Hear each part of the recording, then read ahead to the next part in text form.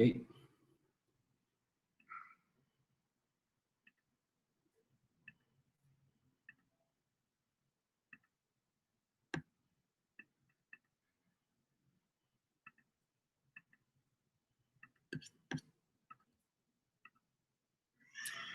Hola a todos.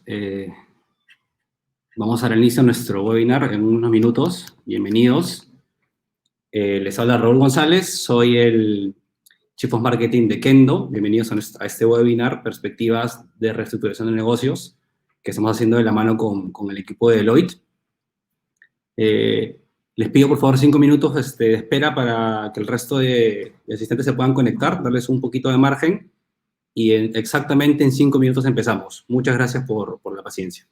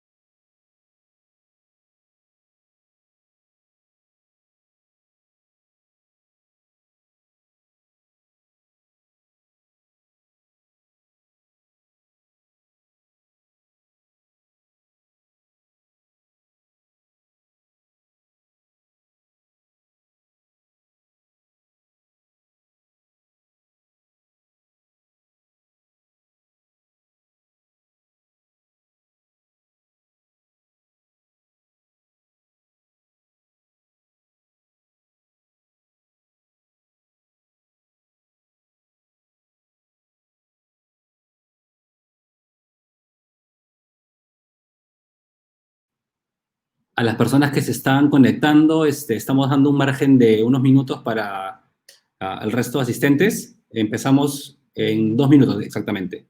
Muchas gracias por la espera.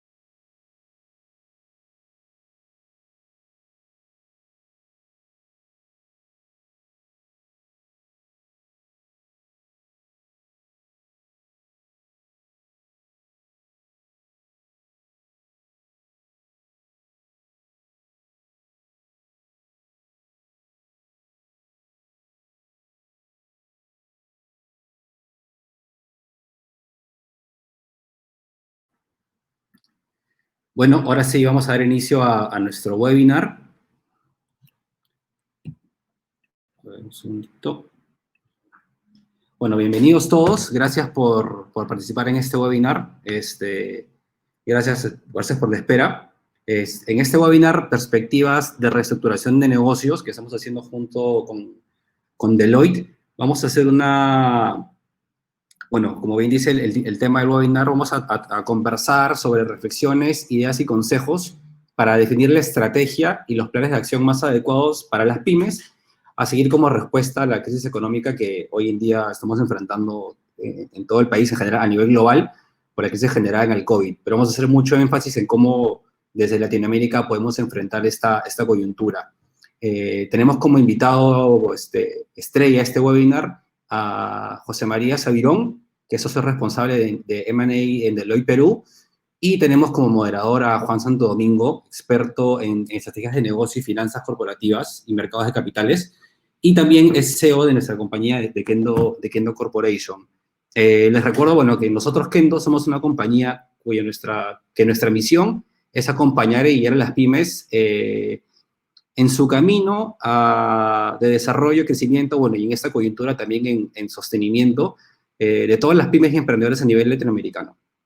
Este es el primero de muchos webinars que estamos realizando.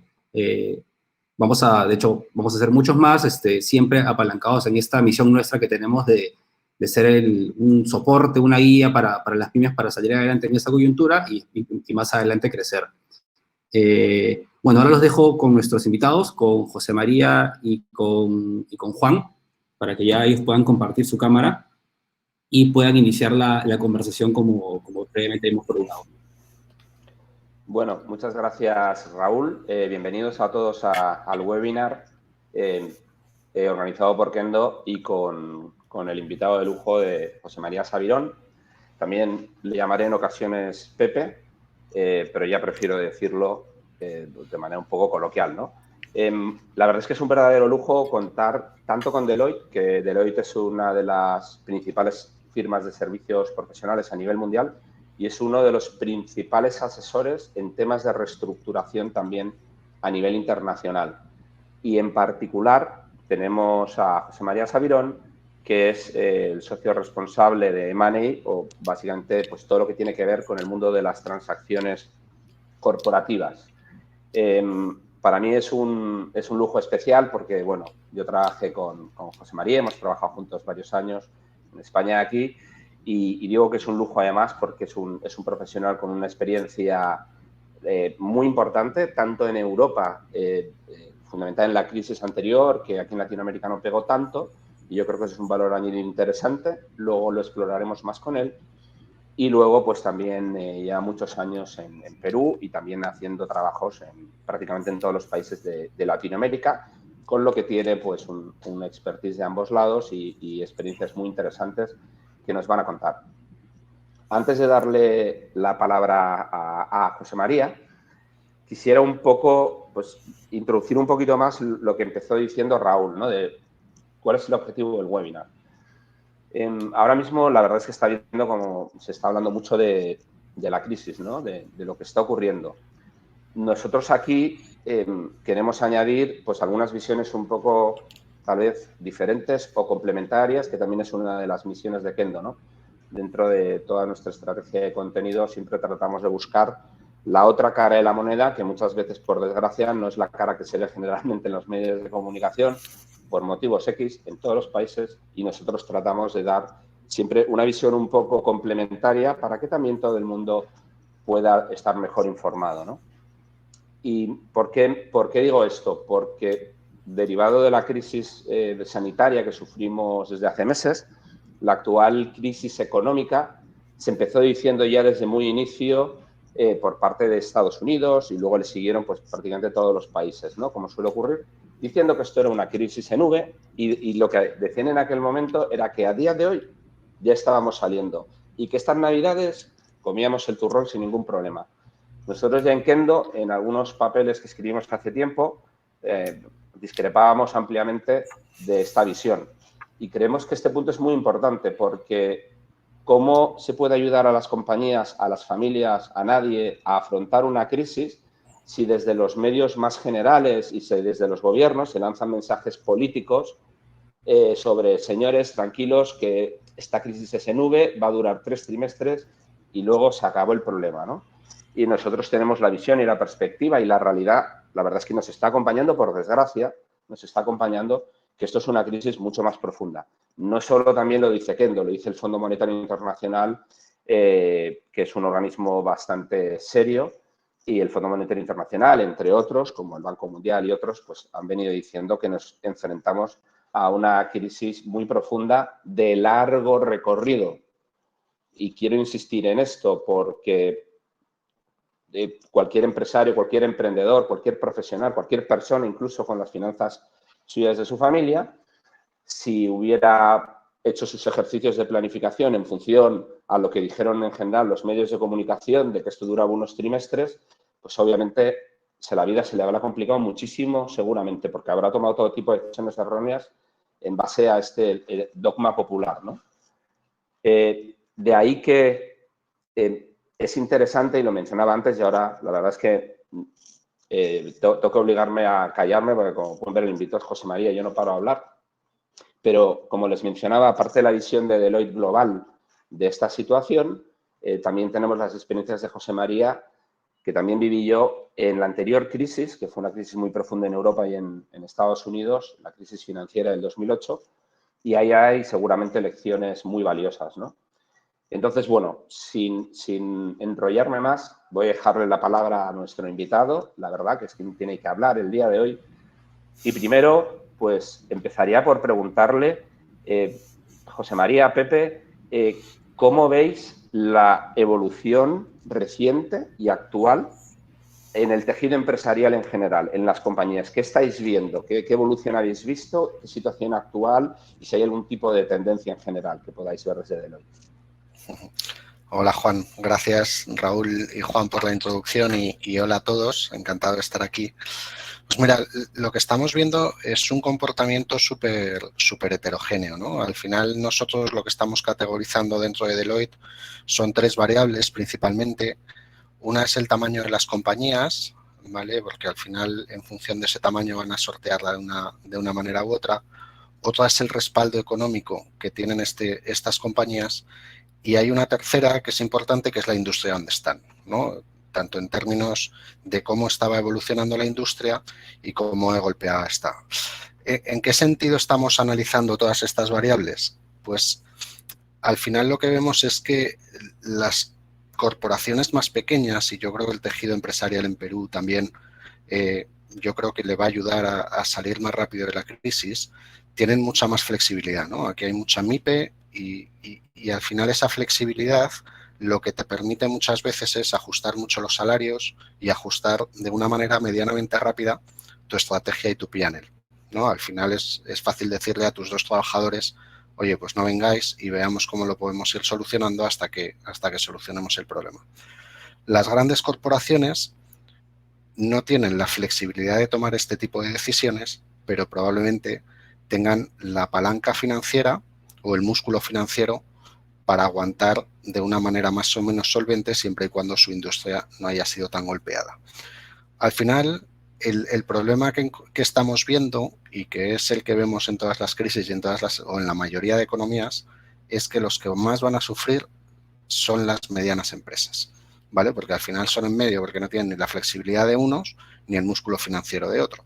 Entonces ahí es donde vemos que puede haber más sufrimiento en el mediano plano. Luego hablo un poquito más de cuándo vemos las fechas y qué creemos que está sucediendo, porque ese yo creo es otro tema importante, ¿no? No es solo quién, sino cuándo vemos que van a estar los problemas de verdad. Y en eso sí que se parece lo que comentabas antes de la crisis española que vivimos tú y yo, pues hace ya 11 años, o entre hace 8 y 11 años, ¿no? Otro tema importante que luego veremos, sobre todo en un entorno de Money, es el respaldo económico que tiene cada una de las empresas. Lo que hemos visto también es que tal como estaban estructurados los mercados, con una caída de las tasas de interés en los últimos 2 años, ha permitido a muchas corporaciones o grandes corporaciones peruanas refinanciar su deuda en los últimos 2 años, ¿no? Entonces les ha pillado con la cartera llena y no va a ser tan dramático como se podía esperar.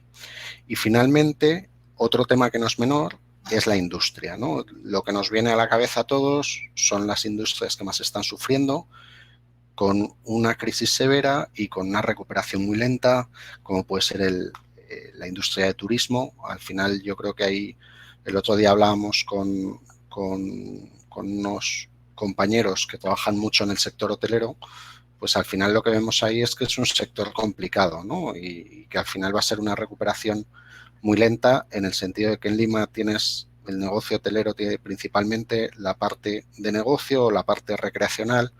En la parte recreacional lo que vemos es que está muy concentrada fuera de Lima y que vemos que eso va a costar en reactivarse, ¿no? El turismo local yo creo que todavía no tiene la confianza suficiente para volar.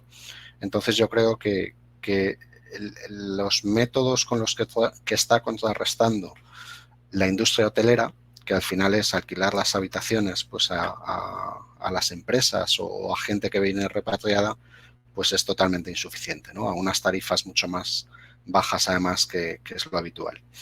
La industria del juego, por ejemplo, todavía no están abiertos los casinos, ¿vale? Entonces toda esa industria también está súper golpeada. Todo lo que es transporte, tanto aéreo como terrestre, lo mismo, ¿vale? Son industrias que luego veremos cuál es nuestra perspectiva desde el punto de M&A y lo que va a pasar en esas industrias, ¿no?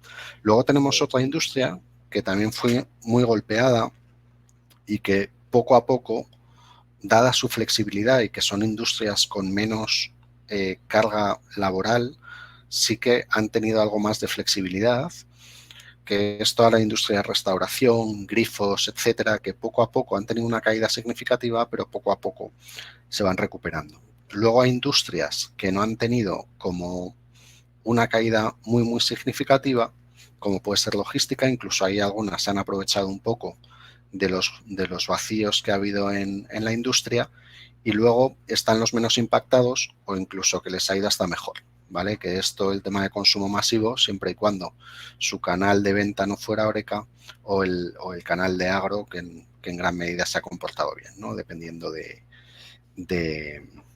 a quién atendían.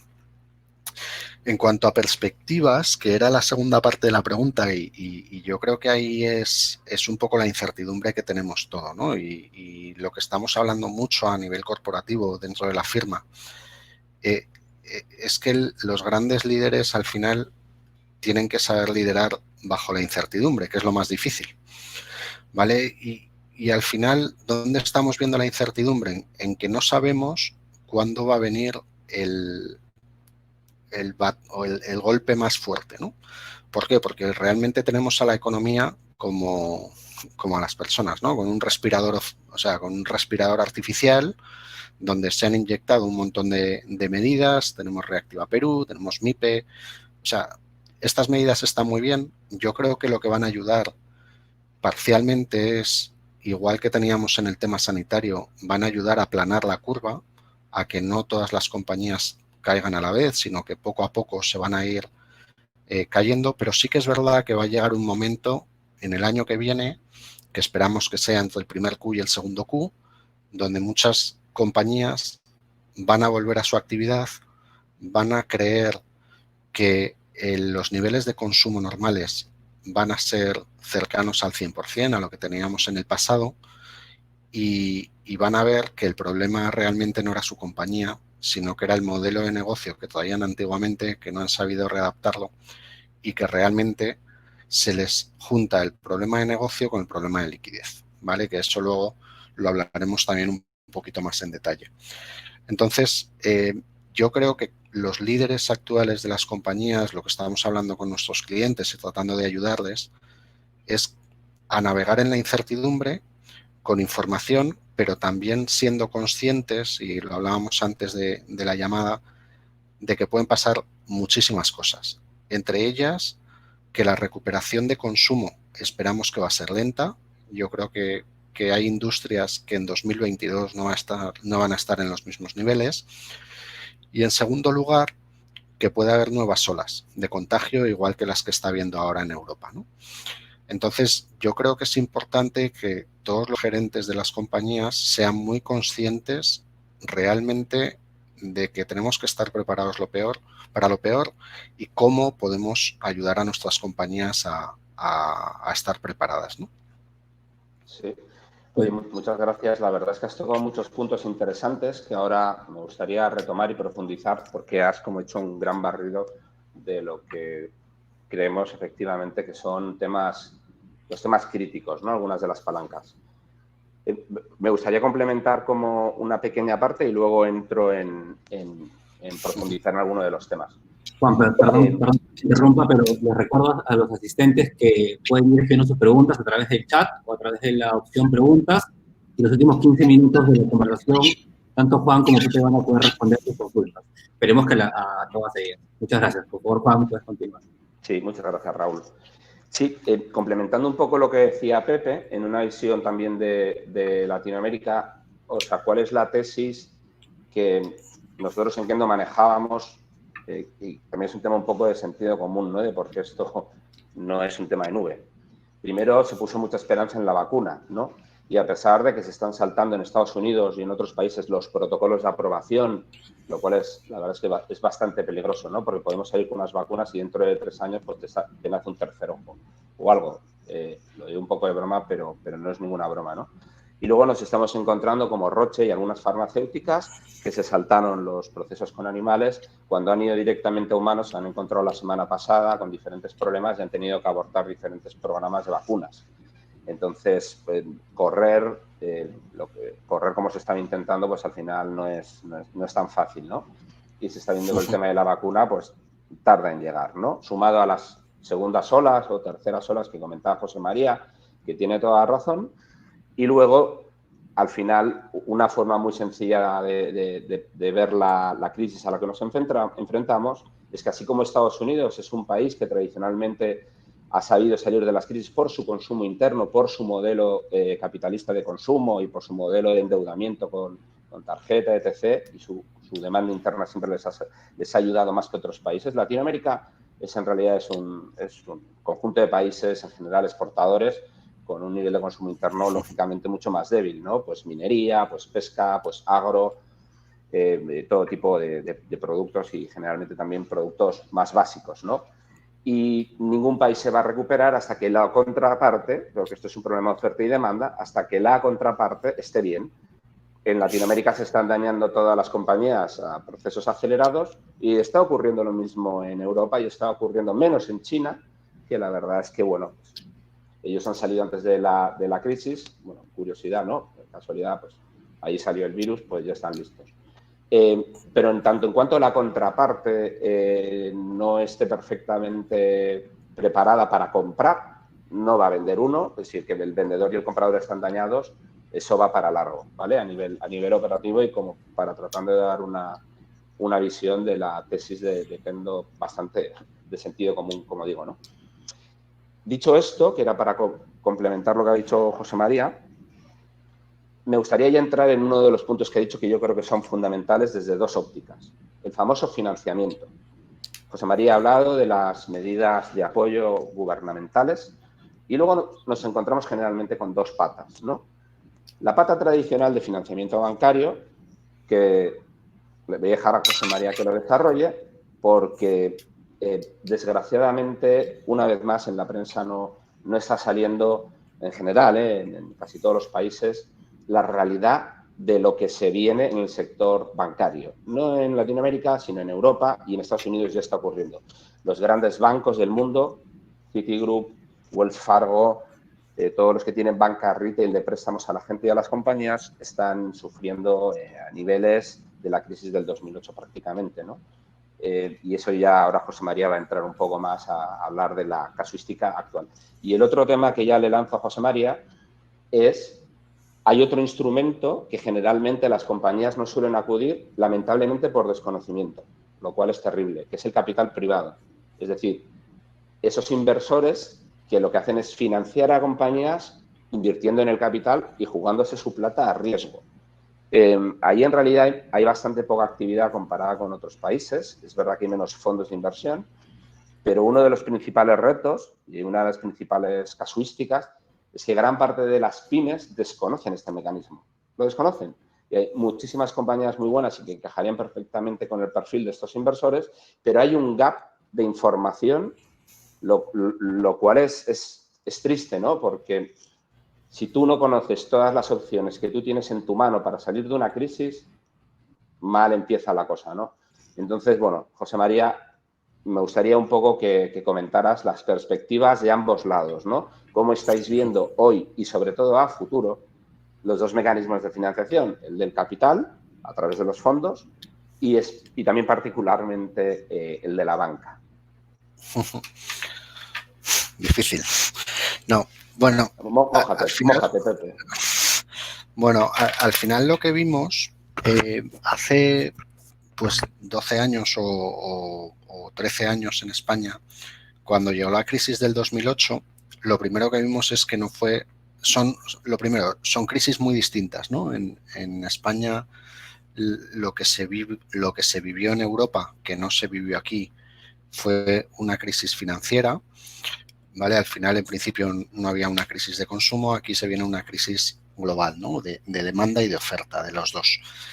Entonces, lógicamente va a haber reacciones distintas, las medidas que se están tomando en los gobiernos son distintas, pero lo que vimos que fue algo parecido en España, y a pesar de que la estructura económica aquí es distinta, es que realmente llega un momento que las cajas no van a tener las cajas y las microfinancieras, que son las que soportan a la larga el consumo, ¿no? Al final van a tener un problema, y es que probablemente no vayan a ser capaces de aguantar todos los impagos que va a haber, ¿no? Eso todavía está por determinar el impacto que va a tener en cadena en las entidades financieras más grandes. Esperemos, afortunadamente aquí la SBS y los reguladores creo que hacen un trabajo muy bueno de control. Afortunadamente son de los mejores de Latinoamérica, y yo creo que ha pillado a los bancos en una posición muy sólida financieramente, pero yo creo que ahí tenemos una primera incertidumbre de qué es lo que va a poder pasar, ¿no? Y de ver cómo va a evolucionar todo eso. Eso en cuanto a lo que creemos que va a pasar y qué esperamos, ¿no? Porque lo que sí que esperamos desde un punto de vista bancario es que tarde o temprano va a haber una concentración en el mercado, especialmente en el de cajas, ¿no? No es tan fácil porque los órganos de gobierno de las cajas son algo más particulares, especialmente las municipales, pero sí que esperamos que tarde o temprano pueda haber una concentración en el sector, igual que hubo en España. En España, pues en 2008 había pues 40 cajas, cerca de 40 cajas. Hace un par de semanas se anunciaba la fusión de las dos últimas que quedaban, ¿no? Yo no sé si llegaremos a ese nivel de concentración, pero la realidad es que se va a concentrar. Lección aprendida número 1 por el sector bancario. En España tuvieron la brillante idea de creer que una entidad financiera mala y otra entidad financiera mala, si las juntabas, hacían una entidad financiera mejor. Lo que resulta es que tienes pues un problema mucho más grande, ¿no? Por decir una palabra más suave. O sea, eso es algo que yo creo que aquí eso se tiene claro, que no se va a hacer. Y lo que yo sí que creo es que las entidades financieras solventes más pequeñas, tanto microfinancieras como cajas, van a estar en una posición relativamente buena, o para ayudar a consolidar el mercado o para aguantar esa caída de consumo, ¿no? O sea, eso desde el punto de vista del financiamiento. Lo que prevemos también, que todavía no lo estamos viendo, y luego hablaremos de eso, yo creo también, es las vías alternativas de financiación que vamos a tener a la bancaria, ¿no? Porque realmente, bueno, yo creo que en los tiempos de crisis una de las partes críticas de las compañías es que sean creativas, ¿vale? Entonces, yo creo que muchas empresas se han visto forzadas a acelerar su transformación, especialmente en términos digitales, pero no es solo eso. O sea, al final, buscar el equilibrio entre seguir siendo tú y que la compañía siga teniendo... Raúl iniciaba la presentación hablando de la misión y de los valores de Kendo. Yo creo que eso es súper importante en una pyme, ¿no? O sea, cómo sigues manteniendo quién eres sin hacer locuras en una situación que es una locura en ella misma. Entonces, el mantener ese equilibrio es lo que va a permitir a las compañías el decir, oye, ¿cómo soy creativo manteniendo el espíritu y el corazón de la compañía, ¿no? Y eso es una de las cosas que más estamos ayudando a nuestros clientes, el decir, oye, no pierdas la cabeza a pesar de que el mundo esté loco, ¿vale? Porque cuando pierdes la cabeza, las probabilidades de que vayas tú detrás, pues son muy grandes. ¿Cómo estamos consiguiendo eso? Pues a nivel de mucha creatividad. Creatividad en el mundo financiero, muchas veces la pyme le cuesta salir del típico producto del préstamo y el crédito y ya no me muevo de ahí. Yo creo que hay productos alternativos súper eficientes, especialmente para gestionar capital de trabajo. Tienes factoring, tienes confirming, que son muy eficientes y son mecanismos en ocasiones que yo creo que es lo más importante para proteger a todo el ecosistema, en el sentido de decir, con un confirming puedes proteger a tus proveedores porque les puedes ayudar a acceder a financiación y a la vez te puedes financiar tú con políticas equilibradas.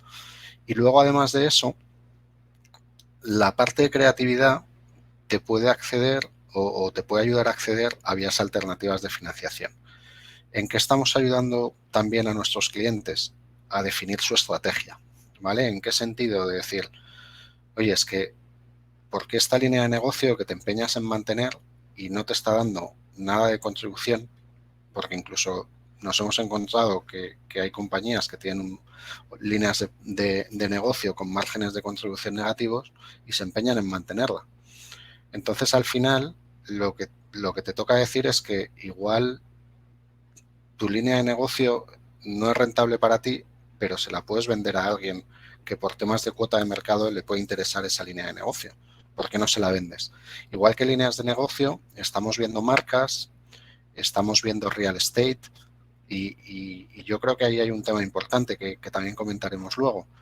Pero va a llegar un momento que la financiación bancaria no todo el mundo va a tener acceso. O sea, los primeros que lleguen van a ser los que más facilidad de acceso a crédito van a tener, ¿vale? Porque ahora, pues los bancos todavía están bien, tienen liquidez y es fácil que den la plata con, no voy a decir fácilmente, pero con relativa facilidad.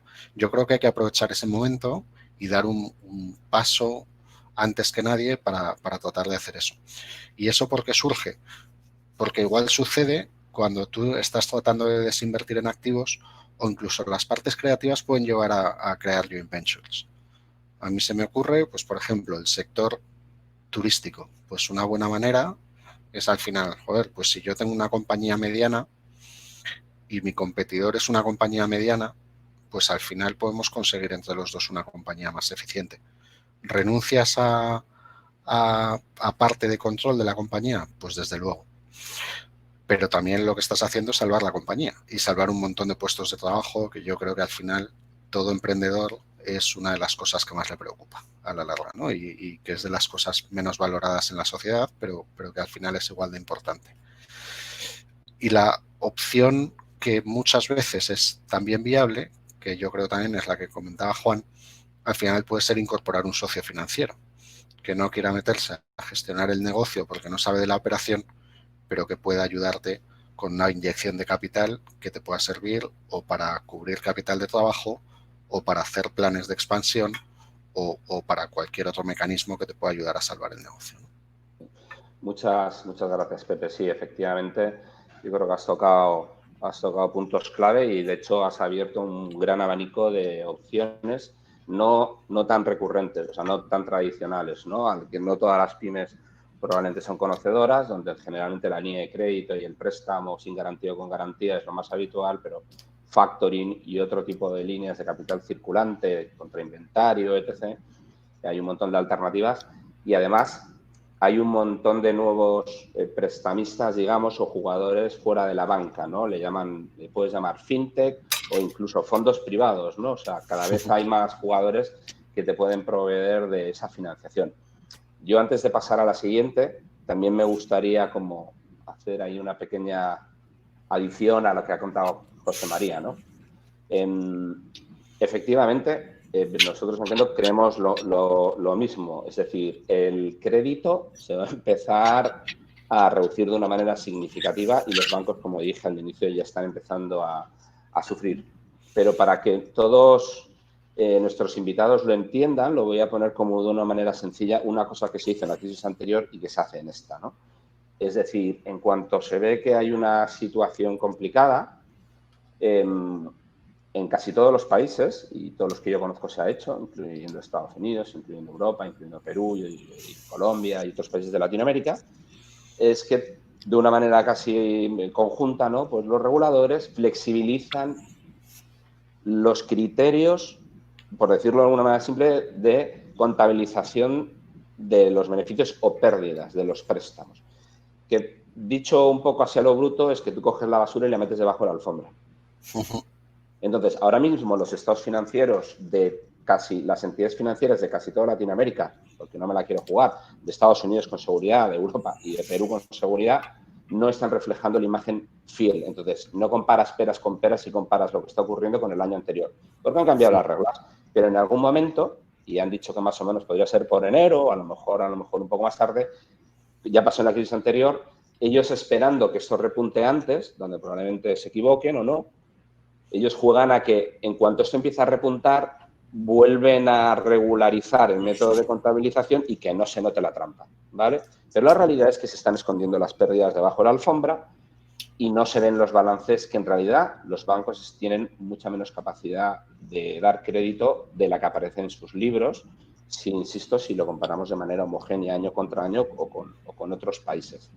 Esto es otra de las cosas que yo creo que es muy importante que la gente sepa, porque como dijo José María sabiamente, el primero va a tener mejores condiciones. Dentro de X meses, a medida que esto se sigue deteriorando y se está deteriorando sin pausa, va a haber mucho menos dinero para prestar, por lo tanto se lo van a llevar las compañías que estén en mejores condiciones y van a pedir más garantías, más colaterales de lo habitual antes, precisamente por este deterioro de sus balances. Por tanto, el dinero bancario va a ser más escaso y limitado a las mejores compañías o con mejores activos que puedan respaldar la deuda. Esto yo creo que es muy importante a la hora de tomar decisiones. Yo hace poco vi un webinar que la temática era ¿pido deuda ahora o me espero? Bueno, los anglosajones que son muy sabios en esto le dicen cash is king. También voy a decir cash is queen, no vaya a ser que me demanden por los temas de género, pero básicamente es un tema de, no, caja es el rey o la reina, no es lo que manda, ¿no? Y lo que hacen la gente rica en estas crisis es sueltan, se arman de cash, esto es lo que hace la gente con mucha plata, se arman de cash, puro cash, no invierten nada y miran y aguantan, ¿ok? Entonces, yo creo que esto también es un tema importante si alguien está pensando si es bueno endeudarse más o menos ahora o pedir plata o menos. Lo único que decimos desde aquí es todo lo que está ocurriendo apunta por la situación actual y crisis pasadas a que la liquidez cada vez va a estar más restringida y los países cada vez tienen menos capacidad de sus programas. Sabemos que Perú ha hecho muy buenos programas comparado con el resto. De hecho, probablemente es de los mejores países en programas del Ministerio de Economía. Países como Argentina son muchísimo más complicados. Colombia tiene una economía mucho más saneada. México está bien. Ecuador más complicado. Entonces, incluso los países con mejor rating, como puede ser Perú, que tiene los mejores ratings de toda Latinoamérica, al final el coste de fondeo de todos los países, cuanto más dinero vayan pidiendo a los mercados, más le va a subir el coste y eso va a repercutir a todo el sistema en todos los sentidos. Entonces, quitando ya mi comentario para complementar a José María, intento siempre hablar menos que Pepe, pero no sé si lo logro. Yo te preguntaría ahora, Pepe, para continuar profundizando en los temas que estamos tratando. Yo creo que el tema de los sectores ya lo desarrollaste bastante bien, porque, no sé, dime tú si quieres profundizar más, pero creo que hiciste una muy buena batida y muy interesante sobre los perfiles de los sectores y cómo están enfrentando o no enfrentando esta crisis. Y ahora te diría, pues, como más a pie de calle, aunque yo creo que algunos ya los mencionaste, ¿no? ¿Cuáles serían los mecanismos que podrían encontrarse ejecutivos o propietarios para mantener su negocio en pie? Yo creo que ya has mencionado varios. No sé si hay alguno más, porque la verdad es que has hecho un barrido espectacular desde temas de transformación digital, financiamiento, pero bueno, por si hay algo que quisieras adicionar. Sí. O sea, nosotros en Deloitte... Perdón que nuevamente interrumpa, pero recuerdo que nos quedan 5 minutos para luego pasar a la ronda de preguntas, que ya tenemos 3 preguntas de nuestros asistentes. Perfecto. Vale, las vi y en 10 minutos las tenemos ahí, no te preocupes, Raúl. Genial, genial. O sea, yo creo que en Deloitte, cómo lo hemos estructurado, ¿no? Que yo creo es súper importante también desde el rol del CEO, al final, bueno, o con las crisis que vemos ahora, sobre todo en los gobiernos. Hoy lo hablaba con un amigo que dices, no, es que los CEOs, ¿para qué están? Pues para tomar las decisiones, ¿no? Y si al final alguien tiene que criticar a alguien, tiene que ser al CEO, que es el que tiene que llevar el liderazgo de la compañía o de cualquier decisión que se tome en ella, ¿no? Entonces nosotros desde Deloitte estructuramos la pandemia cuando ya empezó en 3 fases, ¿no? Una respuesta, una recuperación, una de prosperidad que llamamos en inglés es Thrive. ¿Por qué lo agrupamos en estas 3 fases? Porque al final las decisiones que se necesitan en cada una de ellas son totalmente distintas.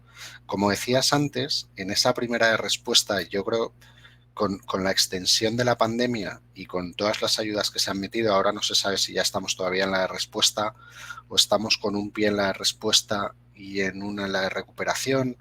Estamos ahí, yo creo que todavía a caballo. Me gustaría decir que estamos en la de recuperación, pero la sensación que me da es que estamos todavía en la de respuesta, ¿no? ¿Por qué es importante esta fase? Porque al final lo que te das cuenta es 3 cosas claves. 1, cash is king. 2, la información es clave. Y 3, tienes que ser realista, ¿vale? O sea, lo primero es proteger la caja. Caja, caja, caja y caja. Y para entender o para proteger la caja tienes que ver 2 cosas. 1, mi negocio es bueno o no es bueno, ¿vale? En términos no solo de negocio y de industria, sino también de producto. O sea, es cómo venía yo, hay que ser realista, hay que decir, oye, ¿cómo venía mi negocio antes de la crisis? ¿Venía bien o venía regular o venía ya mal? Si venía ya mal, pues igual te tienes que replantear que no era tan buen negocio. Y mejor ahora que seguir metiéndole balas. Esto hay que complementarlo con mucha información y nosotros con esto sí que somos muy pesados con nuestros clientes, ¿no? Al final nos cuesta muchas veces el decir, no, es que yo conozco mi compañía mejor que nadie. Y es verdad, pero al final muchas veces necesitas ayuda de cosas que no estás habituado a hacer. Probablemente, aunque se debería hacer, las compañías no hacen un plan de liquidez, ¿vale? Pues al final sí que tienes que tener un plan de liquidez de lo que va a pasar en los próximos 3 meses, semana a semana, para saber cómo vas a cerrar esa caja. Si no, es imposible tomar decisiones. ¿Y por qué es importante? Porque al final, si tú tienes un plan claro de cómo crees que va a evolucionar o qué situaciones esperas que pasen, con eso vas a poder tomar decisiones. Entonces, lo que vemos muchas veces, que es el tercer punto, es realismo y autosinceridad, ¿no? Es decir, oye, ¿cómo viene mi negocio? ¿Tengo un problema de rentabilidad o tengo un problema de liquidez? ¿Y cómo lo puedo afrontar? ¿Qué mecanismos tengo? Y no quedarme corto. O sea, al final, o sea, y esto lo vemos como algo que luego encaja todo en la foto, ¿no? Porque te va a pasar que cuando te sientes con un banco, lo primero, lección aprendida que hemos hablado antes, es cuanto antes te sientes, mejor, ¿vale? Y al final eso lo han hecho todas las grandes corporaciones. De hecho, si se ven los préstamos concedidos en la información pública de la SBS de todos los bancos, pues los préstamos concedidos entre marzo y abril aumentaron. ¿Por qué dices? No, pues los bancos empezaron a preocuparse y a no dar dinero. Mentira. Todas las compañías dispusieron de todas las líneas que tenían y dijeron, y ya veré mañana si tengo que negociar o no, ¿vale? Pero lo primero, mi caja llena. ¿Por qué es importante luego ver esto con la rentabilidad o con la liquidez? Porque cuando tú te sientes con el banco y le vayas a pedir 2 millones, que es lo que necesita tu negocio, no vale que dentro de 2 meses vuelvas a sentarte con el banco y le digas, necesito otros 2. Porque el banco te va a decir, oye, no me tomes el pelo. ¿Cuánto necesitas de verdad? Por eso yo creo que es importante el hacer los números bien, pedir todo el consejo que necesites Y ahí está el liderazgo también, porque no es un trabajo solo del CEO. El CEO tiene que delegar y pedir accountability y responsabilidad a cada uno de sus gerentes. Y al gerente comercial, ¿y qué va a pasar? Y al gerente de recursos humanos, ¿y qué va a pasar? Al gerente de innovación, ¿y qué va a pasar? Y con todos ellos armar la foto para decir, esta es la foto hoy, esto es lo que creo que va a pasar, pero sobre todo, ¿qué pasa si hay una segunda ola? ¿Y qué pasa si el consumo no crece como yo creo que va a crecer? Con esa foto completa es cuando hay que ir a sentarse con los bancos y decir, esta es mi necesidad. Cuanto antes vayas, más posibilidades tienes de tener éxito. Y luego, con esta información, lo que te va a permitir también es el tomar decisiones de manera anticipada y de manera más inteligente, ¿no? ¿Qué es lo que le ha pasado a determinados gobiernos? ¿Qué le pasó al gobierno de España con la crisis? Que cuando, en lugar de prever la crisis sanitaria, no previó nada, y al no prever nada, lo que sucedió es que se le juntó la crisis sanitaria con la económica. Entonces no puedes tomar medidas. Aquí sucede lo mismo. Cuanto más capaces eres de anticipar lo que puede suceder, mejores decisiones vas a tomar en el futuro. Eso incluye temas de venta de activos, líneas de negocio, marcas, incorporar un socio, porque igual que pasa con la financiación bancaria, te va a pasar con la búsqueda de socios, ¿vale? Cuanto más tardes, muchos van a decir, yo ya me he comprado las 4 compañías que quería. Entonces lo que va a quedar al final del mercado es lo que no quiere nadie, ¿no? Entonces esa es un poco la recomendación de las 3 cosas: proteger la caja, información y realismo que tratamos, y luego tratar de en cada fase en la que nos encontremos actuar de una manera u otra. Pues muchas gracias, Pepe. Ahora sí que por el tiempo no voy a añadir nada porque ya nos iríamos a mañana probablemente. Así que no sé, Raúl, si quieres tomar la posta con las preguntas o... Sí, a ver, para dirigir un poco la conversación, tenemos 4 preguntas puntualmente. La primera, de hecho, va dirigida directamente a ti, Juan, que dice a continuación: Juan Santo Domingo señaló que Kendo difirió en esta crisis, que esta crisis sería pasajera en un trimestre. ¿Qué tiempo consideró Kendo que esta crisis iba a durar? ¿Para cuándo Kendo considera que ya se estará en la normalidad? Bueno, agradezco la pregunta y la confianza en Kendo. Eso lo primero, la persona que sea, la verdad es que muy agradecidos por la valoración que tienen en nosotros. Por desgracia no tenemos una respuesta. Nadie tiene una respuesta sobre cuál es el momento exacto. Ya nos gustaría. Entre otras cosas, porque una de las variables menos gestionable de todo esto es la famosa vacuna. Y como comenté antes, el tema de la vacuna no es un tema nada predecible, porque como decía antes, no quiero repetirme mucho, a pesar de todas las medidas casi peligrosas incluso de determinados gobiernos, especialmente el señor Trump, flexibilizando todos los procesos para la aprobación de este tipo de vacunas, que son muy relevantes, porque al final el tema de los efectos secundarios pues igual acaba siendo peor que el COVID.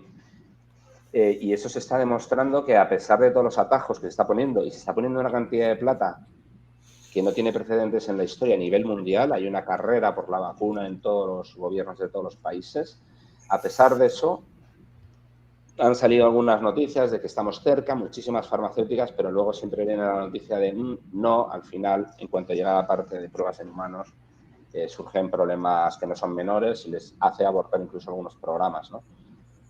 Entonces, la parte de la vacuna introduce una incógnita grande. En cualquier caso, anteriormente se calculaba que conseguir vacunas de este estilo podía llevar entre 6 y 10 años, ¿vale? Es verdad que nunca hubo tanta plata metida en una vacuna desde todos los gobiernos, las farmacéuticas se pueden imaginar, porque aquí van a salir mágicamente billonarios por todos sitios, pero bueno, hay organismos que están hablando que puede ser, hablando de un año, bueno, pues probablemente sea 1 año, 2 años, y eso no va a llegar a todos los países por igual, como ustedes no sé si saben, pero bueno, las vacunas están ya compradas ex ante por los que están fondeando esto, es decir, Estados Unidos ha comprado, básicamente ha fondeado la investigación en laboratorios como Roche, que es de Francia, ¿no? Igual que ha habido pirateo en las mascarillas y tal, es verdad. Y Estados Unidos le robó como varios cargamentos de mascarillas a Alemania, comprándoselas a China. Lo que quiero decir es que hay una guerra muy potente alrededor de todo esto, lo cual añade incertidumbre. En cualquier caso, para tratar de zanjar un poco el punto, yo coincidiría con las perspectivas un poco también del Fondo Monetario Internacional, porque una cosa es que el Producto Interior Bruto suba o baje, y eso muchas veces no tiene correlación directa con lo que pasa a pie de calle y a pie de compañías. Ojo, porque esto del Producto Interior Bruto también tiene sus trucos, ¿no? En qué contiene, qué no contiene y cómo se mide. Pero por tratar de decir algo, lo que diría es que no es en V claramente, no estamos recuperándonos, no nos vamos a comer las uvas con champán, bueno, con champán sí, pero no recuperados. Y yo creo, o creemos, entiendo, que el año que viene va a ser un año de crisis, el año 2021 claramente, y el año 2022 será probablemente un año de inicio de recuperación de crisis. Y el 2023 ya veremos si volvemos a estar en una situación parecida al 2019. Lo cual, si os fijáis, son 4 años de pérdida de valor en cualquier economía, lo cual no es un tema menor, ¿no? Entre 3 y 4 años. Gracias, Juan. A ver, tenemos 4 preguntas más, voy a ver si puedo, se puede responder todas, pero bueno, hay una que me pareció bien interesante, que es esta aquí de ¿qué sectores estiman que van a liderar la recuperación económica a nivel global? Nuestro invitado, por favor, es el protagonista. Buena pregunta, Milton. Yo creo, o sea, al final hay una dependencia clave de Perú de las materias primas, o sea que yo creo que ahí sí que el hecho de estar muy vinculados a China y que China, o eso creemos todos, no está tan impactada, yo creo que eso sí que nos va a ayudar un pelín a que la recuperación pueda ser un poco más rápida. Yo creo que todo el tema, hay una cosa en Perú que ahí tengo varias discusiones también en varios foros, pero otro tema yo creo importante y yo creo que hay otra pregunta relacionada con eso, el hecho de que haya tanta pyme y tanta microempresa, a Perú lo hace como un tejido empresarial como que se regenera muy rápido y la gente es muy creativa y al final hay un proceso de reinvención súper rápido. Yo creo que eso va a permitir que la caída en determinadas actividades no sea tan brusca y por lo tanto la recuperación sea algo mejor. El problema que veo, o sea, esas palancas de crecimiento que vamos a tener, yo creo que en algún momento también hay otra pata que quiero ser optimista, aunque me cuesta un poquito más verlo, va a ser toda la pata de infraestructura. ¿Vale? En los últimos años nos hemos quedado en desarrollo de infraestructura muy por debajo de lo que deberíamos. Y yo creo que en algún momento tiene que entrar alguien que diga, señores, hay que actualizar el plan de infraestructura y hay que hacerlo ya. Porque no puede ser, o sea, nos ha venido muy bien el colchón financiero que no hemos gastado en los últimos años, pero las deficiencias que se han generado en educación y en salud, principalmente por la no inversión en esas infraestructuras, yo creo que han sido casi peores que el hecho de tener ahora un colchón más fuerte. Entonces yo creo que la combinación de todo eso va a ser lo que va a liderar la recuperación que vamos a tener en los próximos meses, ¿no?